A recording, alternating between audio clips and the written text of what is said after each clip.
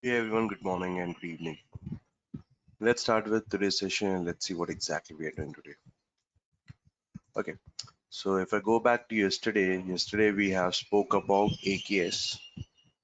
We saw how we can spin up AKS node and we saw how we can work with AKS. Okay, today we'll focus on we'll go back and we'll set up things again on Kubernetes. So I'll create a VM again, I'll set up Kubernetes on top of it again. And remember, we have created a container registry that's still there with me. I have this container registry, and in this we have a .NET application, correct? Now today we'll focus on how do we connect your bare metal Kubernetes with this container registry and how do we fetch this image, okay, and deploy this image into your Kubernetes pod. That is one thing what we'll focus on. Second, we'll see what is persistent volume, okay? Third, if time permits, we'll start with Helm charts. Okay. So the first thing, let's go back to virtual machine and quickly spin up a VM. So I'll go and set the Kubernetes very quickly, guys. Hopefully everyone has tried doing it. Anyone faced issue setting a VM? Kubernetes VM? This looks good. Everyone was able to set up VMs?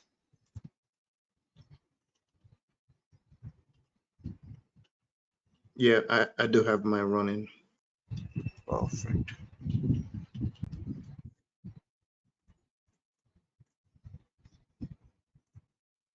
I had a question about that though. Yeah. Tell me. So do we always have to start installation as a root user? Is that No, a requirement? not always, but yeah, not as a root. You don't have to go inside the root to do setup. You can use sudo because you will need escalated privileges because there are files which you're downloading, the packages which you're downloading. So it will require escalated privileges. Without escalated privileges, you cannot set up not just Kubernetes, any tool or application because you will need escalated privileges for doing any such things. So you don't have to be inside the root, okay? But yeah, surely you will need escalated privileges. Make Okay. sense? Yeah, because I feel like I'm running into issues whenever I try to install as a normal user but using sudo. Mm-hmm. Well, I don't have any issue up until I um I tried to run the kube ADM in it, try to Mm-hmm. initialize the cluster, and Mm-hmm. then I keep having that pre-flight error even after I remove the TO toml file, config toml file, something like that. Mm-hmm. Which kind of leads me to my next question. Why do we have to remove that file in order to initialize the cluster? Okay, so there are multiple containers, like if you have seen, just give me 1 minute, multiple containers which is running inside your Kubernetes. And it is prior, if you go back, fall back, and if you see Kubernetes was supporting Docker as a default containerization tool, as a container runtime. Now it has changed to container D. And because of this, this version of Kubernetes is creating a conflict when you do a pre-flight check. At that time, it's creating a conflict because of which we have to go and remove that config.tml file. So and restart containerd. Now by removing the file, we are removing the default behavior of Kubernetes, and we are asking Kubernetes to go and use Docker as a container runtime engine. So even on the official documentation, there's no answer for this. This is what I have experienced because when I was setting up Kubernetes, I found this error. No answer given anywhere on the official website. So this is what I think of because of the change in behavior how Kubernetes works. Now this was changed recently. Not so if you fall back to 3 months back, Kubernetes was supporting Docker as a default runtime. Now it is supporting container D as a default runtime. That is a change in behavior. It could be the cause. Make sense? So Makes sense. try Thank to you. find out from your side also, and if you find something different, please let me know, because there's no answer anywhere for this. I've done my own research. Why there is a free pre-flight check when both the services are running as expected? Why there is a pre-flight check? Okay, so we'll go and quickly, where is Docker?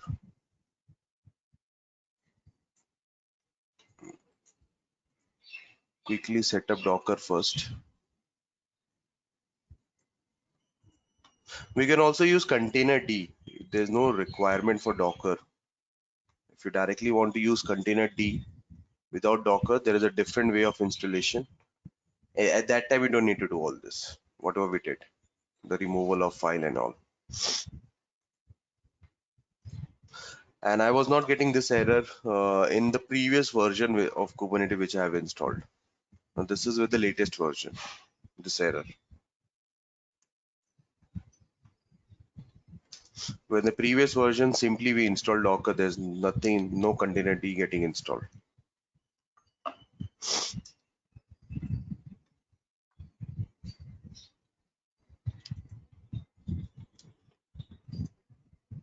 Okay, so let me quickly go and set this up. I have an automated script also for doing all this, guys. So that is something I do it doing the shell scripting. So by running that script, everything gets done automatically. If you see this, this is a script what I have. This is for the previous version. I don't think this will work with this version. So this is a shell script, automated script, which installs Kubernetes and many things, basically, not just Kubernetes.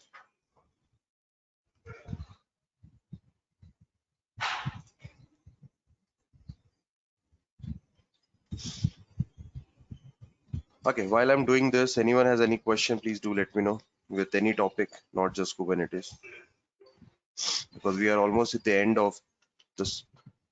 All the topics is Helm and Istio, the only topics left after Kubernetes and monitoring tool. So if you have any questions, please do let me know. And hopefully everyone is doing their practice, guys. Have you all completed the assignments which I have given? Is it all done? Anyone completed the complete assignment? Faced any issues, challenges with the assignment? Because I'm not receiving any emails from you guys now. So hopefully you guys are doing the assignments. We'll have a mock interview session, okay, after this, maybe on Monday. Okay, so make sure to join, because if you are doing the things, the mock interview will be more practical and solution based interview, okay, wherein I'll be asking questions, and if you have practice, the questions will be based out of whatever we have done in this last 2.5 3 months. So the question will be completely based on that. So make sure to be part of it. Okay, if you are planning to give interviews. uh, what is the error? Okay, system.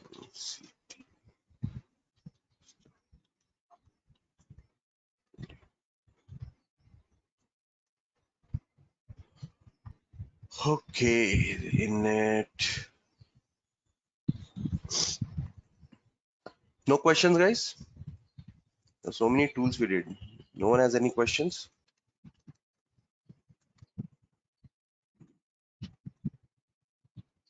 Okay, no problem.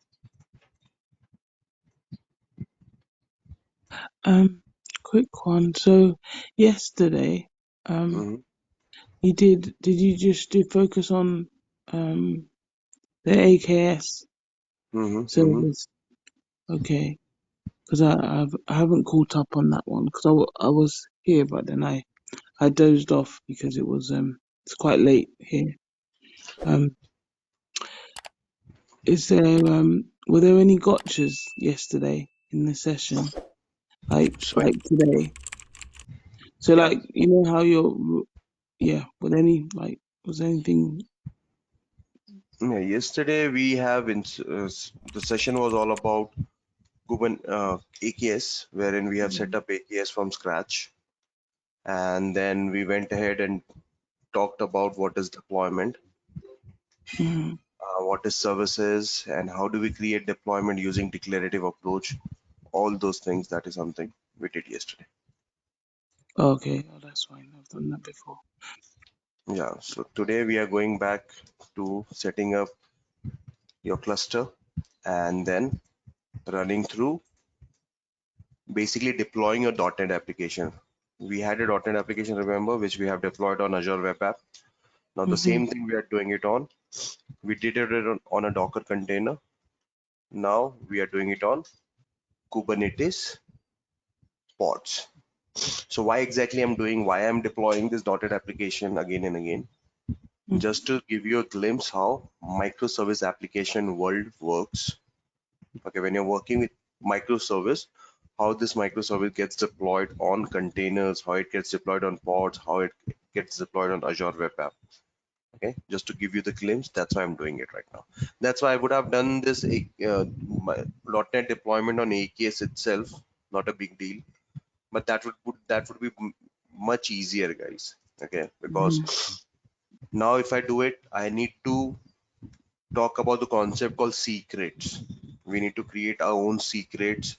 We need to create a service principal between your VM and the ACR, give him the ACR pull access, and many things we need to do before we go and deploy, because you cannot connect to the ACR directly from this VM. This is a VM you're connecting to ACR from outside world. Okay, for doing that, the first thing is you need to create a service principal, and then based on the service principal, user ID and secret, application ID and secret, will be creating a secret file in your Kubernetes. So remember, the Kubernetes has concept called secrets and config, which gets stored in HCD database. So today we'll go and create our own secret. Now if you go and look into my default namespace, there is no secret in the default namespace. So one secret we'll be creating. So hopefully I have everything ready. Let me check the notes. Yeah, ready. So let's go back and let's create the connection between this VM and ACR. ACR is Azure Container Registry. Okay. So for doing that, there is an official documentation of Microsoft which we need to follow. So pulling image from Azure Container Registry to a Kubernetes cluster using pull secret. Okay. So this is what we are doing. We'll be creating a own secret first. So for creating a service principal, this is the script which we need to execute. Let's copy this script. Let's name this script as ACR pull.sh.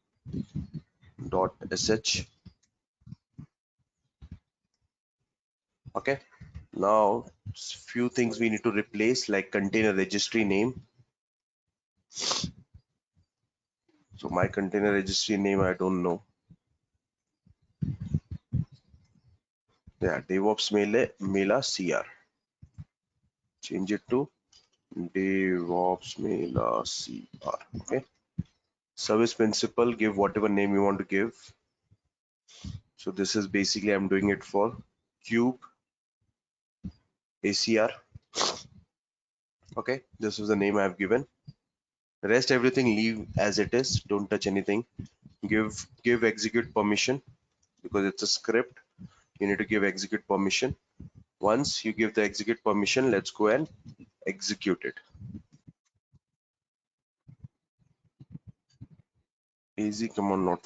Oh, we have not installed AZ, guys. So we need to set up a Azure CLI and we need to do AZ login. Okay, that part was missing. Now we did AZ doing Ansible. Let's go and get the command from Ansible documentation.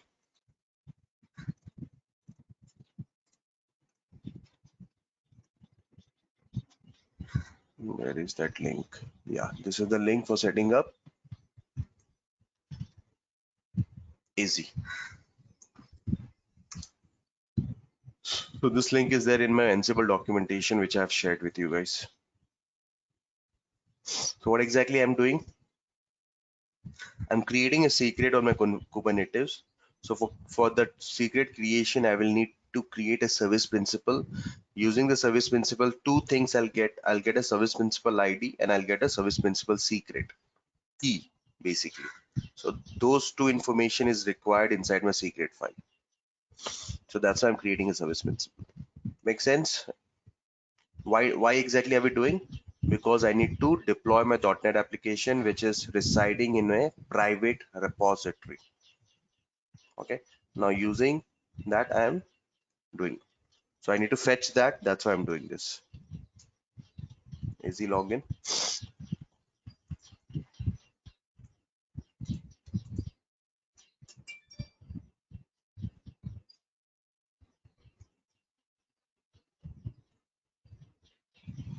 So by this time, you guys should be comfortable enough to do work with AZ and all, guys, because it's very important uh, to know what is Azure CLI, because so many times we're using Azure CLI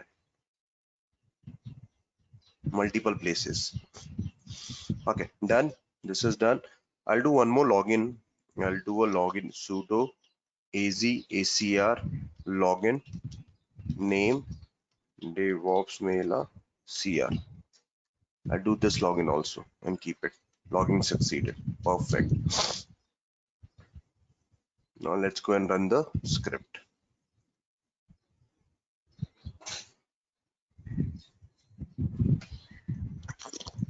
Um, Hi, I got quick some error. question. Oh, sorry. Yep. Yeah, Um, tell me. so you're creating the did you say you're creating a secret of the service principal account for ACR? Mm-hmm. So will that Correct. stop you from doing that ACR login? Is that No, it will. It won't. oh okay? It Because when you do it it will on not. an AKS cluster, you can just give Mm-hmm. it the RBAC role, like you Correct. give it the RBAC role permission. So I'm trying to understand Yeah. the difference. AKS cluster is you just give. You also create service principal in AKS also. Okay, Hmm. and you just assign that role. There is a ACR pull role which you assign. AKS cluster is very easy, way easy.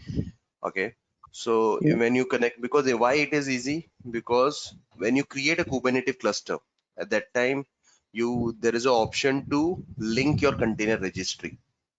So basically your container registry is already linked. Okay, the only thing you do is assigning a role to your Kubernetes cluster. That's it. In when you're doing it on AKS. So that's why I've not covered AKS, because that's very easy. The difficult part is when you're connecting to a bare metal VM outside. That is the difficult part. So in this, you need to create secret. First, you need to create service principal, assign the right role. Second, you need to create a secret, have those information enter in your Kubernetes secret, then create your deployment. In your deployment, you will have additional things. So that is where this things comes in picture. So AKS integration is very easy. It's not that difficult. If you know this VM integration, AKS integration is straightforward. You just fetch the client ID of your Kubernetes cluster, and you fetch ID from your container registry, and you just club the role. That's it. That's the only thing you do. Okay. Now, if you see this, I have the script successful. So the script was failing because CLI was not set up. Later, I did a sudo ACR login. Second time, that was the failure. Third time, it was successful. And these are the two things which I require. What exactly is this? Nothing but it's a service principal ID and your password. So also, if you go back and see, go back to your Azure Active Directory, you will see these information created over there. Now, what I need to do, I need to create a secret. For create again, Where is it? If you come down, there is the option to creating a secret. See this. This is the command kubectl create secret. Name of your registry. No, name of your secret name. What name you want to give? I name it as ACR pool. Okay. And namespace. So this will be created in my default namespace. Container registry.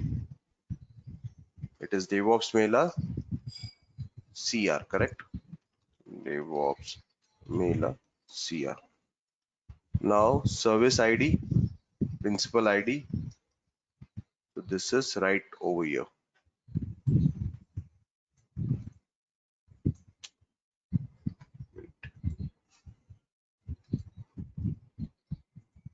Service credentials.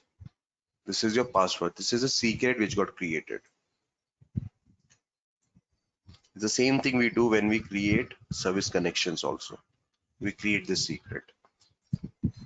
Now let's go and execute this. Secret created. How do we verify? kubectl get secrets. Done. We have this. Now if you want to know more about this, you can simply go and do kubectl describe secret and put their secret name. See this. ACR pool is the name, namespace default, labels and annotations we have not given. Type kubernetes.io and dot. This is what we have. Now we have the secret done. And now if I want, I can go and create my deployment.yaml file and service.yaml file, and I can get this deployed successfully. Okay. So this is the initial prerequisite, guys. Now I'll share this link. Keep it for your reference. So first thing is you need to create a service principal and service principal ID and secret. Once that is there, you can go ahead and create your secret for yourself. Make sense? Anyone question? The way you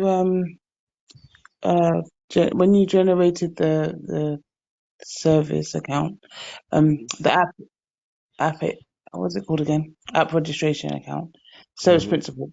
Um, Mhm.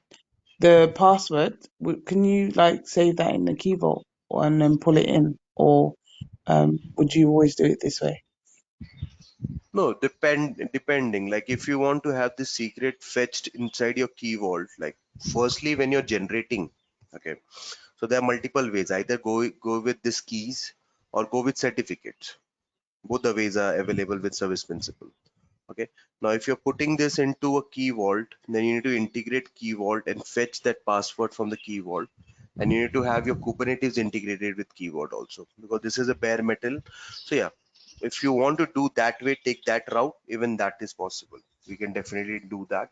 You can put this keys inside your key vault, and you cannot. So it's better, it's always better to keep your secrets, your Kubernetes secrets into a key vault. This things, it's already encrypted. No one can go and read through it. If you see this, it's there in the database. It's already encrypted right now. So the keys are already encrypted, and this is one-time activity of generating these Okay. keys. Now this is done. Like I'm the administrator, I'm setting up things. I have generated this. I have created the secret, and this is already kept encrypted. But yeah, if you want more additional, you can make use of vault, and you can create this secrets inside that vault itself. Okay, and while you're running, then you can fetch it from the vault. But when you're generating this, then because you are the administrator, you are doing it for the very first time, you may look into this password. But if you don't want any password kind of thing, authentication kind of thing, then there is an option of manage identity, wherein the password and secrets are automatically created by Microsoft itself. You don't even see it. Okay. So there are multiple ways, multiple architecture which you can follow. So depending upon your requirement, depending upon the severity and the security concern, you can integrate many things, not just one or two. There are many things which you can integrate with. Make sense? Okay, so the first part is done. The prerequisite part is done, guys, wherein we have got the secret created. Now the second part is we need to have a deployment.yaml file. There's the same file which we created yesterday. The only thing is there are something extra got added to it. Let me show you. Now it's the same file, API version, kind, deployment, metadata, app deployment, replicas. We are defining the selector and then we are defining a template. The only difference is in place of Nginx, remember we got Nginx over here and the port which we have exposed was 80. Now in place of Nginx, I got my ACR, that's DevOpsMailer.Azure. From where I got this? This is DevOpsMailer.ACR and the image repository name is I think .NET app. Yeah, .NET app is the repository name. So I'll simply go and change this to .NET app. And one important thing, image pull secret. This is how I'll be pulling the secrets now inside my deployment. What is the name of my secret? ACR pull. That's it. That's it. This is the only thing. Now we are fetching our own .NET file. This is our own .NET file which we have created. And my .NET listens on port 5000. That's why this is 5000. Let me copy this entire thing, put it into your VM. So this is something we have created from scratch in the yesterday session, going through line by line, guys. So if you have any confusion, please go and watch the recording from yesterday's session. Deployment.yml. Okay, now I can go and run it through kubectl apply -f deployment.yml. Done, created. Second, I got the service.yaml also created. Okay, now API version, kind, same information. The type is I'm not using load balancer type, I'm using node port. Okay, and this is a selector, so this node port is getting created for my deployment, so that information is mentioned over here. Now let's go back. Service.yml. Now why did I create node port, why not load balancer? This is because if you're doing a load balancer type, so you should have a mechanism to assign public IPs. You should have pool of public IP for assigning. So this is my VM. I don't have that flexibility, or I don't have that tool to assign public IPs inside this VM. AKS, it works with AKS because Azure has a pool of public IP and Azure can provide you the public IP. My VM, this is my custom VM. I cannot have that. So I need to have additional tools installed for doing that. Okay. So that's why I've created the node port. Why exactly I've created node port? So that I can make use of my VM public IP. So I got in my VM, I have a public IP, correct? By which I'm logged in. This is my public IP. I can make use of VM public IP and I can access my application. This IP, I can use it. That's why I've used node port type. Yes, we have even covered what are the different service types yesterday, if anyone missed it. kubectl spelling mistake. kubectl all. Now I got my application running. I have my node port type created. See, there's no external IP over here. I got my deployment ready. I have my replica set ready. Now this is the port which I need to go and open because I need to access my application on that particular port. So I have to go and add a inbound rule because I'm accessing at my VM level.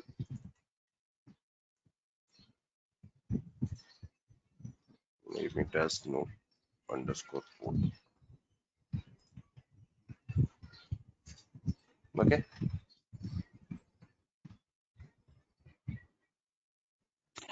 Will the node ports always be the same, or is it randomly generated? No, if you want to have some specific ports, so you can define it as a target port, then in that way you will have a specific port. But once you delete, so if you don't delete the service, the node port will remain the same. If you go and delete your service, okay, then at that time the node port will change. But if you want to have a specific one, for example, you want to have a specific one, then you need to go and define it as a target port. When you define it as a target port, then it will not change in that case, if that target port is not getting used elsewhere conditions. Okay. So when you're exposing the ports, you always put the internal port first, as in the container port, and then the what you want to expose it as afterwards. Correct. Is that what you mean by? Okay, great. Thanks. No, so when you're defining, you're talking about when you're defining as a -p this way. This port, when we define, this is where what I want to access on. Now, if you want to have a target port, so this is how you'll be defining. You can give a number, whatever number you want. So when you Yeah. run the command kubectl expose, these are the flags which you can use. This is where you will be accessing the application on, and this is the node port which will be created, and you can have the type, service type as whatever you want. Like mostly you'll be using load balancer if you're using AKS or EKS, but if you have a VM or anything as such, then you can also use node port type. But if when you're using node port type, your request will go on 31,000. From 80, the request will go on 31,000, and from 31,000, it will be served on this port itself. If you see this, welcome to DevOps Mela. The .NET application was deployed successfully on a pod. Make sense? Anyone? Yeah. Any confusion? Mhm. Any doubt?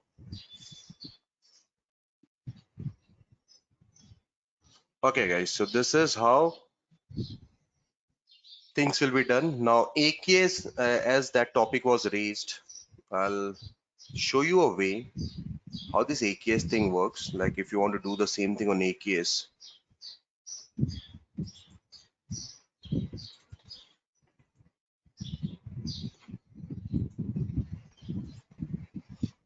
Okay. Now, suppose you have a Kubernetes cluster, AKS Kubernetes cluster.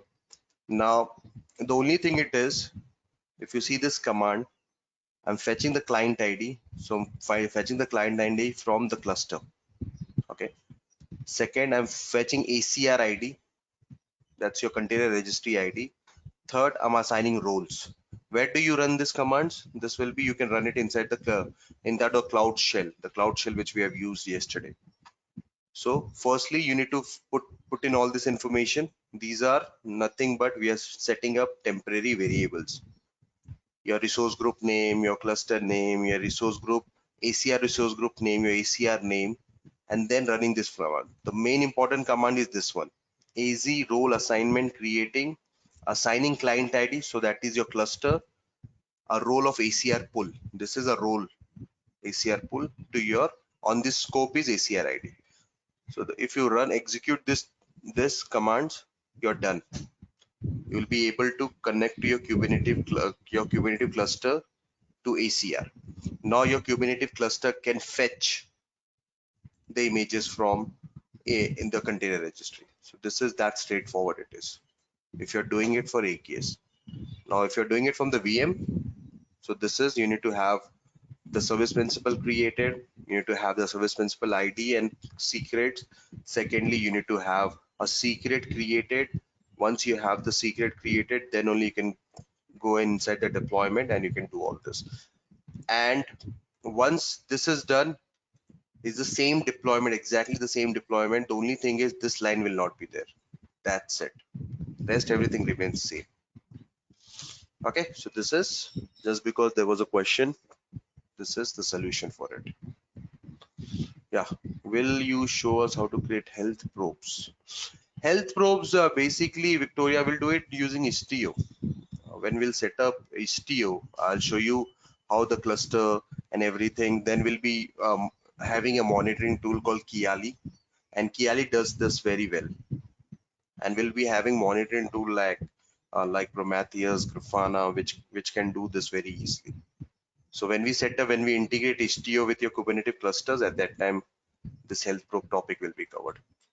Make sense, guys? If you want this for your reference, just keep it.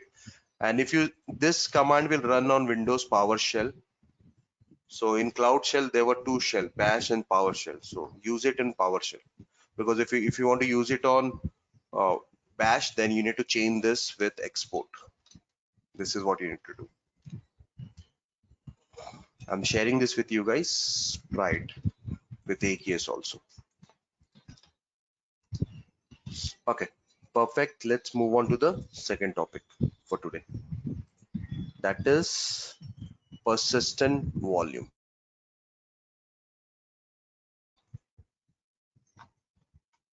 We all know by default, Kubernetes is not persistent. The volume is not persistent. As soon as you delete your pods, you delete your deployment, your whatever config you have inside the pod or container, that will be deleted. Okay, that will be removed. My paint is not coming. Please give me 1 minute. So the persistent volume concept is completely different in Kubernetes. It's not like in Docker, like how you mounted your local and things were done. Over here, we need to have a persistent volume created first. So basically, if this is a VM, this is your VM. In this VM, you will have your persistent volume PV. That's we call it as. You will create your PV over here. Let me have a bigger PV. So imagine this is a PV. Now, imagine this is a persistent volume. So this is a local hard drive on your VM. So this is, I'm taking an example of a local hard drive. You can do it on the cloud also. PV stands for persistent volume.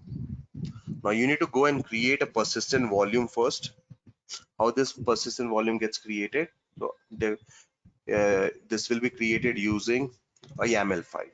So basically, there are, let me show you the persistent volume YAML file.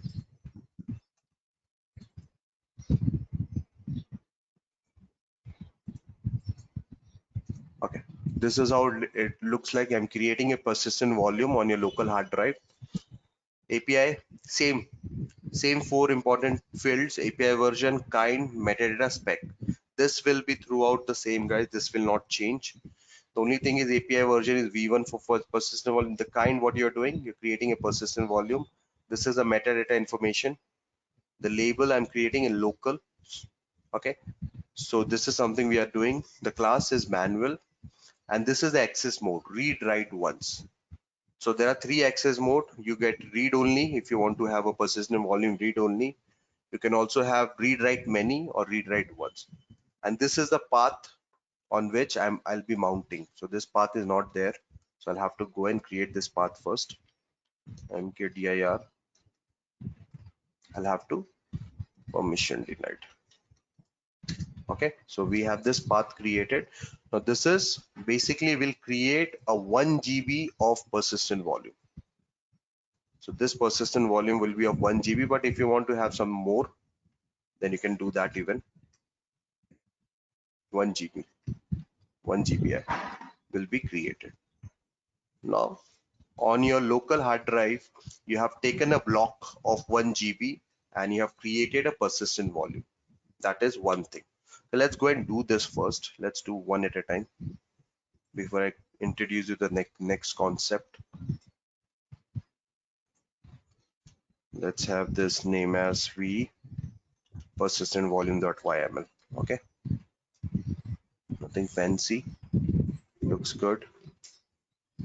Let's have this executed, kubectl apply -f pv created. How do we check? kubectl get pv.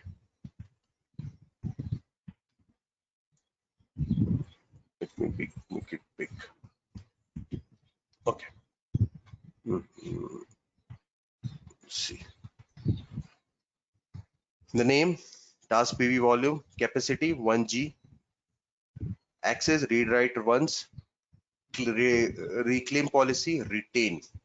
What do I mean by retain? So if this persistent volume gets utilized with some of your pods, okay, and if the pod is stopped or deleted, then this particular volume will be retained. Okay, so this volume will go back to the pool. Okay, status available right now, no one is using right now, no one has claimed it. The claim status, there's no claim status, and the storage is manual, created 13 seconds ago. So this is your PV got created. Now if you want to know more about it, then you can go ahead and do a describe qctl describe PV, and you will know more about this, where it is mounted. So this is the path with, this is the location where the file is exactly mounted. Now let's go to this path first and let's create an index.html file inside it. Okay, let's have an index.html file created inside this path. Let's have it something called HTML welcome to DevOps course. Okay,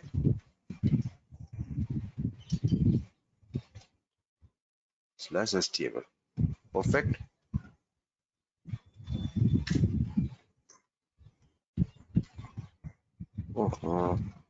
Not use sudo. This is a mount file. I have to use sudo over here.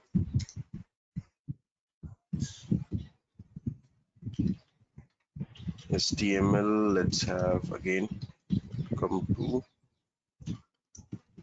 DevOps.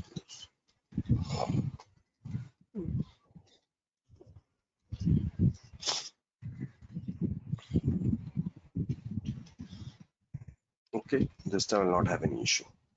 Perfect. Let's go back to your home directory. Okay, what has exactly happened? We have created a mount. Inside the mount, we have added an index.html file and we have created a persistent volume. Now, how will my pods use this persistent volume?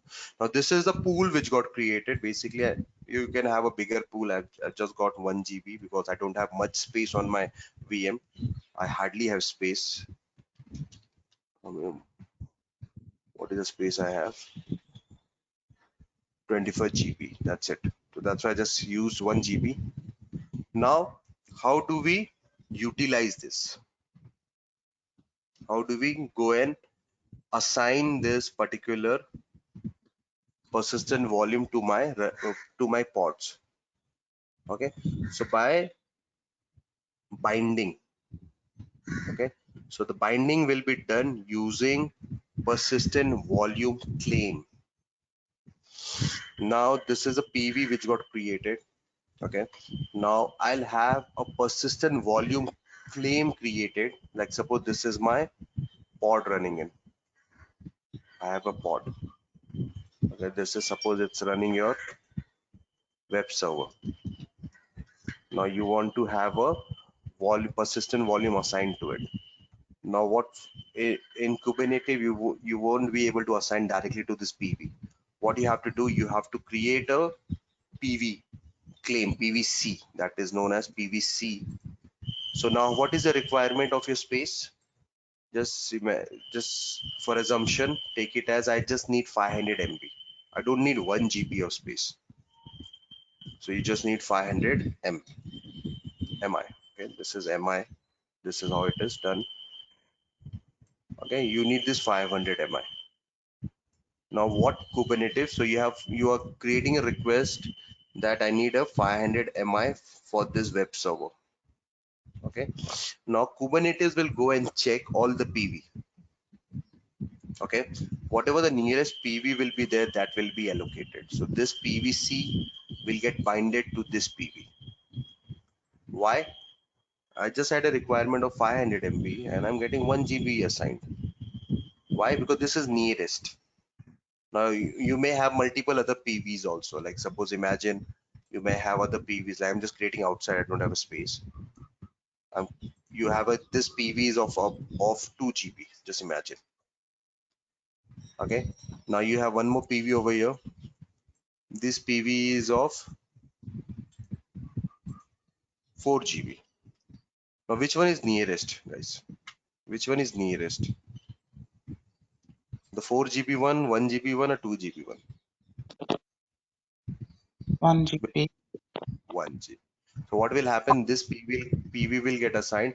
Now you will say the 500 MB is getting wasted. No, this request of 500 MB will automatically get converted as 1 GB. And if you go and look into this PVC, it will look like 1 GB.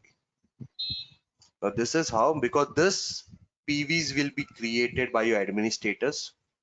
They will be creating blocks of PVs 1 GB, 2 GB, 4 GB, 16 GB, 34 GB, 32 GB. And based on that, these PVs will be created. And when you want to use persistent volume for your, then what you will do as a developer, you will be creating a PVC. That's it, persistent volume claim. In the claim, you'll be mentioning what all things you want. Okay, that is how this works. PVC. Now, if I go back to this PVC claim, again, you need to write a YAML, same thing. So there are three criteria what it checks. First, it checks storage class. So not just with the storage, three things based on your requirement goes and check. Okay. First, it will match your storage class. It is manual. Second, it will check your access mode. You require read write once. Third, it will go and check your storage. So it is matching. My storage class is manual. My access mode is read write once, and my storage requirement is 500 MB, wherein I got 1 GB over here. So this three is matching with the PV, and then this will go and bind your PVC request with this storage. Making sense? Anyone? Any doubt? Any confusion? It makes sense to me. I did want to understand if I wanted to use storage instead of a storage like file share or something instead of like the as the PV instead of the local, what would change in the manifest? No. So you want to use file share, correct? Yeah. Like the Yeah, storage yeah. file share or something. Okay. So the file share, now this will be two parts. The first part is where you mount the file share on your local. Okay. So you create a file share, you mount it on your local. When you do a mount, it will behave like a local storage itself, nothing different. Okay. When you mount it on your local, it will behave like a local storage. This is something we did during Azure file share. If you go back to the previous videos, we have done that. Now Hmm. your storage is mounted already. Now you need to follow the same formula. Just go and create PVs on top of it. So on your mounted storage, what you have, there will be a particular location. Now you can start creating your own PVs on top of it. Then you create a PVC, nothing else will change because the mounting part is a prerequisite for your file share. That prerequisite once is done, it will look like as a local storage. Once it will not be written like if you go and look into the FS tab, that's a different story. You'll come to know that it's a all remote mount what we have created. But for a non-techie guy, if they go and look into the drive, it will look like a normal drive to them. Okay, so yeah, this is, you mount the things first, then you can on top of it start creating a PV and PVC. That's it, nothing much. Make sense? Thank you. Yeah, it No does. problem. Thank you. And quick question. So the black box here, is that the cluster or is that the VM? This is a The V. black box. Okay. This is so Okay. even these things are inside, guys. I don't have space over here, so that's why I've created outside. These are inside. Okay, this is the local storage. So just imagine there are 512 GB of local storage, and on top of it you have created your PVs of different size. Okay, come back. This is the PV. So all these are matching. I'm creating a PVC. So it's known as persistent volume claim. Let's copy this. I have this pvc.yml.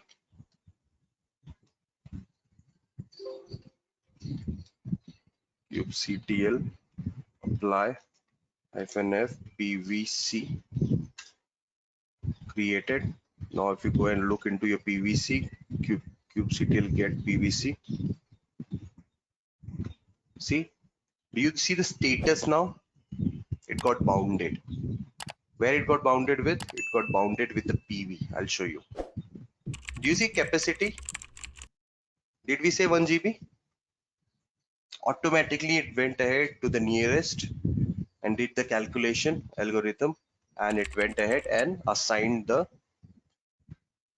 space to you. My requirement was 500, but it assigned 1 GB. Okay. Now, if I go and look into the PV, do you see the status bounded and the claim with my task PV claim? This is my claim which I've created over here. It got bounded with this claim. This is how things works.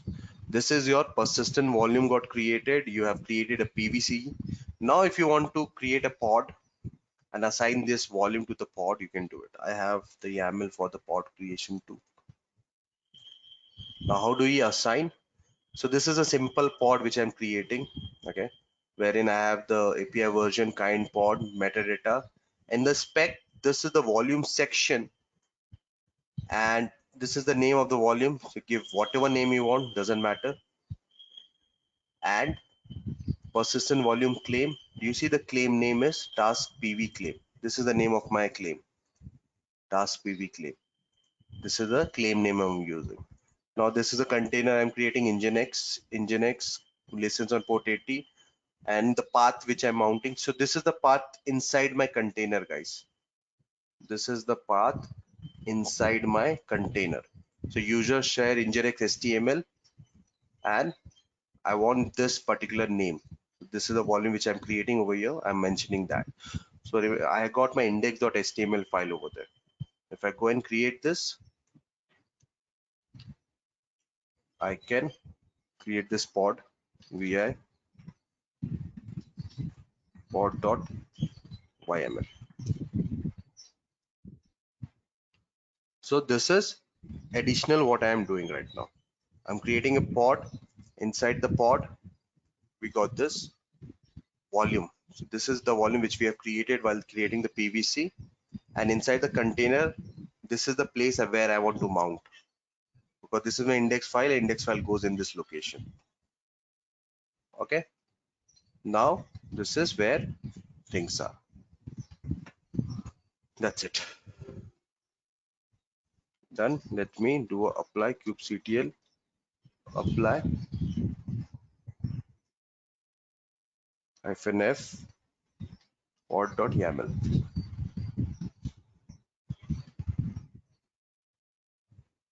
Done. Created. Now, if I want to access this Nginx pod, I need to go and assign the service and things like that, or else I can do a shortcut. I can do a execute. I can execute and go inside the pod itself and see if the files are there or not in that location. So I can do a exe it. kubectl execute. It stands for assigning a terminal, and the pod name is nginx -pod, followed by I need a bin bash. So I'm assigning a shell. So what exactly I'm doing? I'm going inside the pod. I'm inside the pod right now. If I go to this location, let's do a cat user share nginx html index. You see this? Did we add any file like DevOps, welcome to DevOps course, anything else? And where this file is?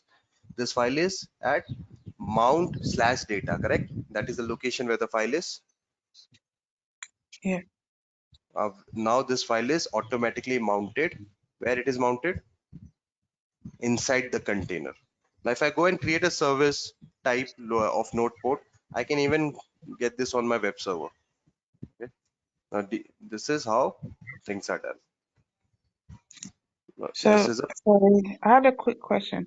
So here you've done cat on user share, Nginx, etc.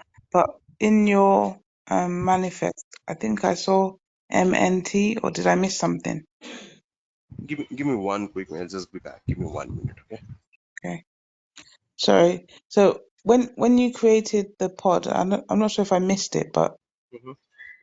Yeah. okay, you mount path or you set it to user share. Okay, Yeah. I get it now. Okay. So this is the location where the index file resides in Nginx. So that's why I mounted this path. Okay. So in the persistent volume, you Uh-huh. mounted it to /mnt/data, but then Correct. when you're creating the pod, you're mounting it there. Okay. So basically, when we created the PV, we had this path mounted, and when we created the PVC, so we have bounded this particular PVC with this PV. So automatically, Mhm. this path was assigned to this PV. Okay. Then when we Okay. created the pod, at that time we mentioned the PVC name. So Hmm. let's go to the diagram. So this pod, when we created, this is a pod what we have created. So we have mentioned this PVC name. So automatically this PVC is bounded with this PV. Hmm. And in my pod, I have mentioned which on the container which path to mount. Okay. Thank you. So this is how the PVC and PV concept, the volume concept works in Kubernetes, guys.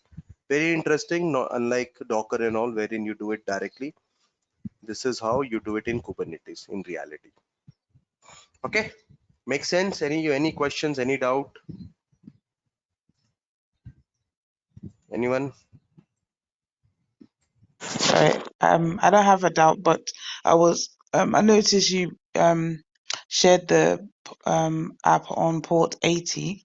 Mhm. If I wanted it to be secure and on 443 and Yes. integrate the certificate, Mhm. will you be showing us how to do that?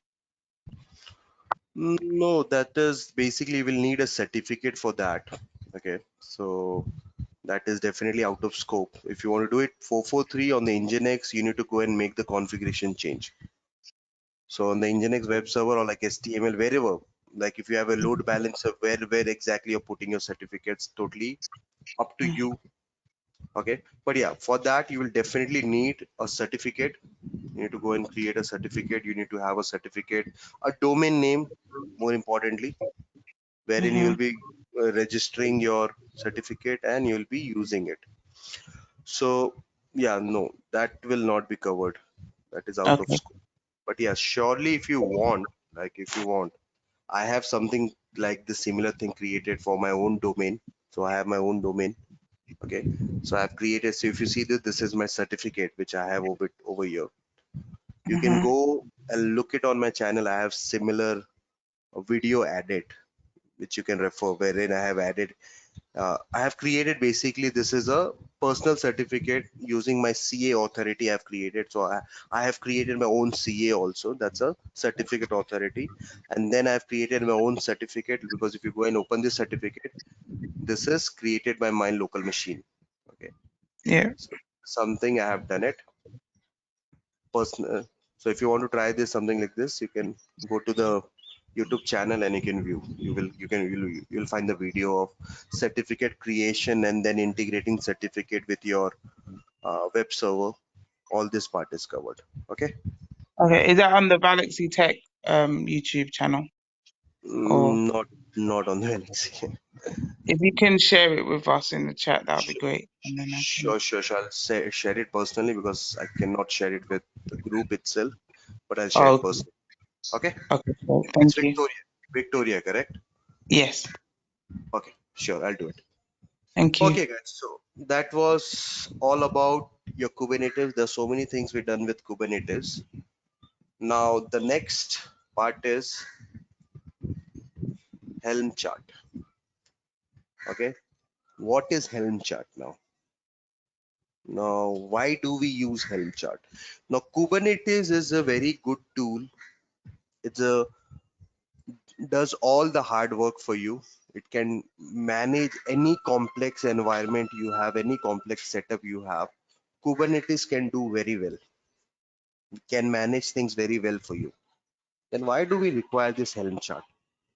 This is because we as a human being tend to get confused a lot. Okay, now just imagine we have just created a simple Nginx web server just now. And for creating the simple Nginx web server, how many files did I touch? First, I've created a PV, created PVC, created pod file. If I go back, I would require deployment file. I would require service.yaml file. I would require replica set YAML file. If there's a secrets, I will need secrets.yaml file. If there are additional config, like as Victoria mentioned, if you want to have certificates, then I would have config.yaml files, and there are so many YAML files. So we are creating so many YAML files. Okay. Now, as time goes, as your environment gets matured and you have more applications installed on Kubernetes, you will get confused what exactly you're doing. Like suppose once you have done the setup, things are working fine, looking good. If there is any change, like you're changing the PV from read write only to read write many, you need to go and touch many files again. You have to go to many files and go and make those changes. Okay. If your Nginx web server is getting changed, you have to go to the deployment.yaml file and you need to go and change it over there. So you need to remember where the file is residing, which file to go and make changes. And if you make any goof up anywhere, like you forgot to change at one place and you have applied it, what will happen? There is a great chance that your cluster will stop working. Not cluster, your deployment, your pods will stop working. Okay. And if any newbie comes in, like you have done the setup, you are the Kubernetes administrator, you are the expert, you have done the entire setup, you have deployed your application, and when you give this handover to someone who is not that aware what exactly where the file is, uh, where to go and make changes, where to go and make amendments, so he may end up messing up things for you. So and Kubernetes has nothing to do what you're doing. If you make changes, like suppose if if you're creating a web server and if you make changes to service.yaml file, Kubernetes will go and consider that particular service as an individual object. Kubernetes will go and make that changes. Kubernetes will not go and tell you, oh wait, this is related to that web server. If you make these changes, you will end up your web server will stop. Kubernetes will not tell you anything as such. Kubernetes treat every object. When I say object, all these YAML files which you're creating, this is getting created as an object. Every object as an individual object. Kubernetes is not even worried like this. All this object belongs to a bigger application. Kubernetes does not know any of such things. If you create service.yaml file, Kubernetes will create the service for you. If you create pod.yaml, Kubernetes will create the pod for you. If you create PVC, it will go and create that for you. And if you make any changes, any amendment to any of these files, it will go and do the changes. It is not checking the dependencies for you. It will not check the relations with that this particular file belongs to a bigger application. And if you do anything to this file, the bigger application may get impacted. Kubernetes will not do anything such for you. You have to remember all this by yourself. Now, if it's 1-2 application, guys, this is pretty easy to go and manage. Imagine you have 100 or 200 applications installed on Kubernetes. Is it easy to manage? So the answer is no. Your life will become messed up. You'll end up doing you will leave everything aside and you will just keep on looking into Kubernetes YAML configuration, like where to make changes. A new deployment came in, I have to go and edit the file and things like that. You'll keep on thinking that way. Now that is the place where this Helm, not chart, I would say, Helm comes in picture. Now, what exactly is Helm? Helm is considered as a package manager for Kubernetes. Helm is considered as a package manager in Kubernetes. Now, what exactly Helm does? Okay. Now, Helm works on top of Kubernetes, guys. Now, Helm, what it will do, it will manage all these packages for you in in Kubernetes. Like if you want to deploy a web server, like a web application, so you will be deploying directly using Helm now. Now Helm, you will be simply adding Helm install Nginx. That's it, and you're done. Now Helm is responsible to do all the things for you, all the XYZ thing. Like if you want a deployment to be created, a service to be created, a volume to be attached, a values to be added, all this will be done by Helm itself in the backdrop. Now Helm will consider this web server creation as a bigger application, and all the underlying dependencies, whatever dependency, object creation, whatever is required, Helm will automatically take care those things for you. That concept, the packaging concept dependency, what Helm is taking care for you, that concept is known as Helm chart. So basically it's a chart wherein there are a couple of multiple files. You will have your deployment files, you will have your service.yaml file, you will have your secret files, you will have your config files, everything will be there inside, and you will have a centralized location, a centralized place wherein you will be managing things by yourself. You don't need to, like, if tomorrow, if you have, suppose you have deployed Nginx, tomorrow there is an upgrade, you don't have to go to any of the files inside. Using Helm command, all the Helm commands, you can execute the Helm command and you can do a Nginx upgrade very easily. By running one single command, your Nginx will be upgraded. You don't need to go to any of the files to make any amendments. That's why Helm comes very handy when you're working with Kubernetes pods. Helm is something you will be definitely using, because as I said, as your environment grows, you will have multiple application. It will be very tedious task to manage all this application inside Kubernetes because of the Kubernetes behavior, because Kubernetes will not consider all this application as one application. It will consider as an object. Okay, and you will end up messing if you make any changes. So where this is the place where Helm comes in picture. Okay, now Helm chart are packages like RPM. Now there is a classic example given over here. So if you fall back to RPM and Debian packages on Linux, what RPM does? RPM is a Red Hat package manager.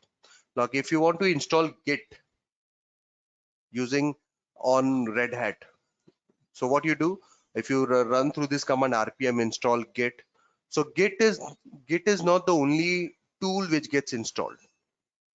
I'll just take an example of Ansible. If you want to install Ansible, do you think when you when we ran the command apt install Ansible, Ansible was the only package which got installed? There were so many other Python related packages, correct?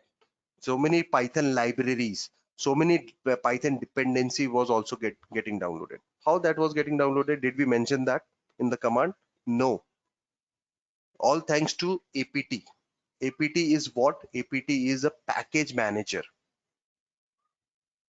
in Debian OS.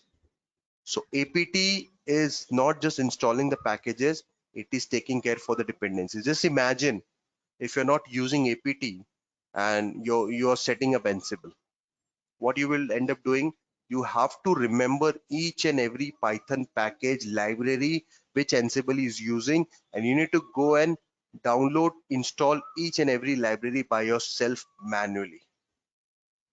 Do you think it is even possible? Because if you install, you will end up getting error that this package missing. Then you go and install. This way you will spend two to 3 hours just to set up Ansible on your local machine, if you don't have this package managers in between. So what this package manager do they have their own repo source?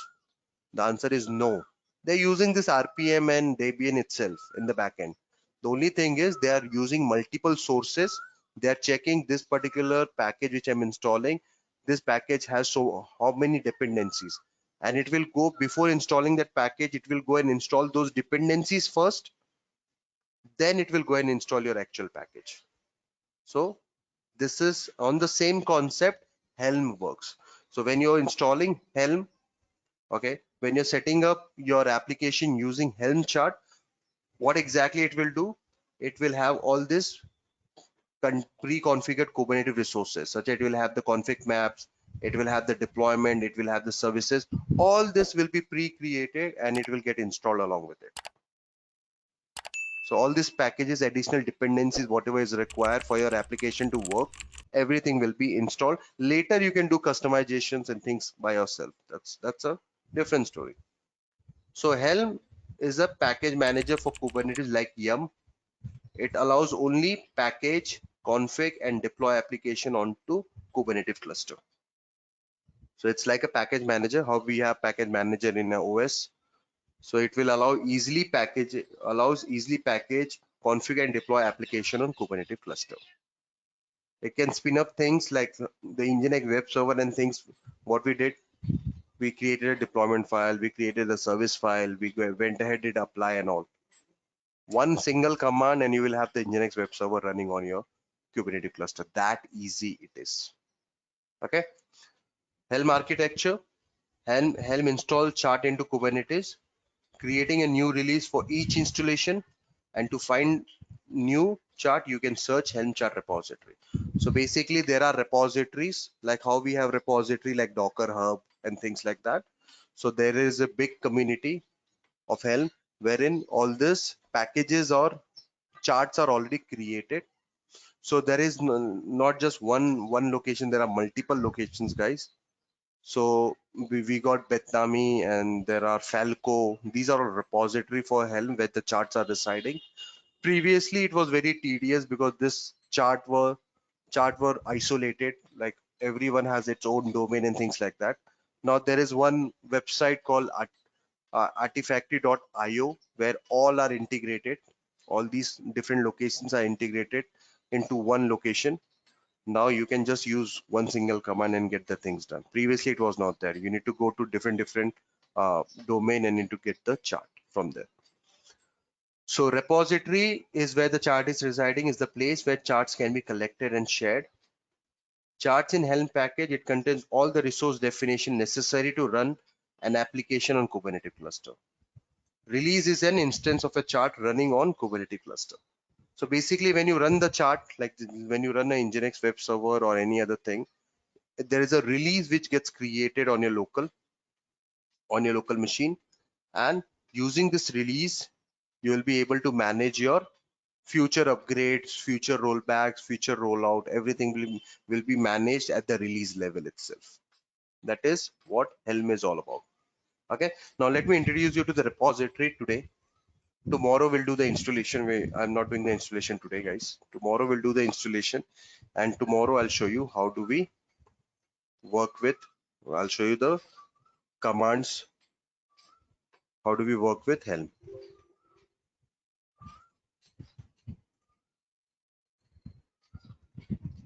Artifacthub.io, this is the place basically, and this is the place where all your packages, your charts are residing. Okay, now like suppose I said Nginx. Let's look for Nginx. Now if you see, this is from Bitnami, this is one source, this is Falco, Mirantes. These are different uh, portals where the charts are there. Previously we used to go to all these portal individually to fetch the chart. Now the things are changed. We got this one single website, artifacthub.io. This is again managed by Helm community, guys, and all the charts are available over here. Now, if you want to use this chart, you can, whatever chart you want, like WordPress. You will have a full-fledged WordPress website installed by just running one single command. Okay, give me 1 minute, I'll back. Okay, so by just running this one single command, this is a Helm install command, and you'll be able to install this complete WordPress with MariaDB database on your Kubernetes. These are the prerequisite. What is a version? PV provisioning support. See, even you can create a persistent volume. It will be created. The type is read write many. All these values can be changed later if you want to customize it by yourself, by your way. Even that is possible. Okay. Now this is the official website, like how we have Docker Hub. We got artifacthub.io, wherein you will have all the charts. This is called as charts. You can call it as a packages also. It's up to you what you want to call. Now, if you want to create your own chart and push it to this particular website, you can do that. Even you can log into the same concept of Docker, wherein you log into the repository, you pull the chart, you push the chart. It's the same concept. Nothing else. It's how you manage the packages. It's the same way you can do it on using Helm also. So tomorrow we'll see the working of Helm. How do we install Helm, and what are the different ad hoc commands? How do we work with Helm? How do we download chart? How do we install any a web server? How do we edit the custom values, and everything we'll see in Helm. Okay. So that's it for today. If anyone has any questions, please do let me know before we wind up the call for today. Yeah, hi. Quick one. So, this artifact hub, Hmm. if I wanted it to be, is this something that you can create like a feed on forgot what you called it, on Azure DevOps?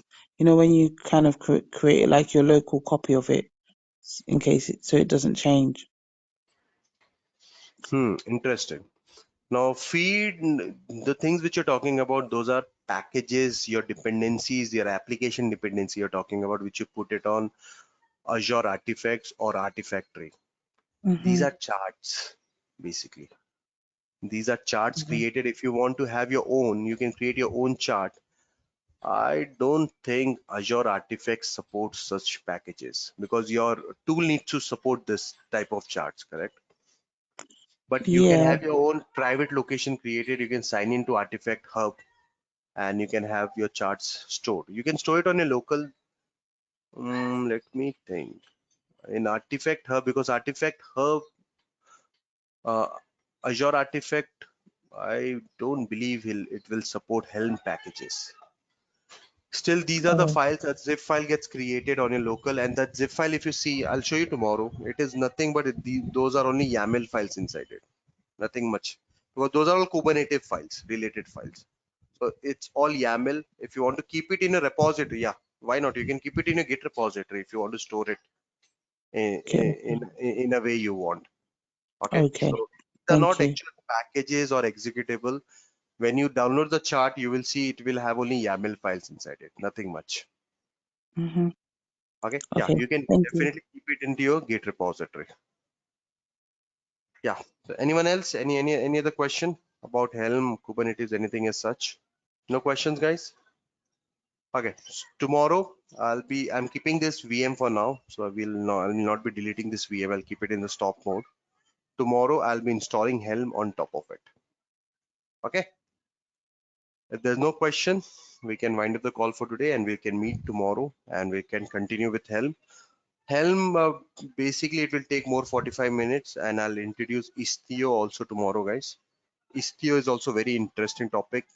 It's a security related topic wherein your communication between the pods are encrypted. Without Istio, your communication between the pods are not encrypted. With Istio, we will see how the communication gets encrypted with MTLS. Okay, that is very important from the security perspective. Your communication between the pods, because when you install application modules on Kubernetes, so there will be multiple modules deployed on multiple pods. So whatever communication is happening in and out, increase the whatever communication is happening, those communications should be encrypted. That should always be the requirement. Okay, so we'll see that. That's a very interesting topic. But before that, we'll focus on Helm and we'll see how do we work and manage Helm packages.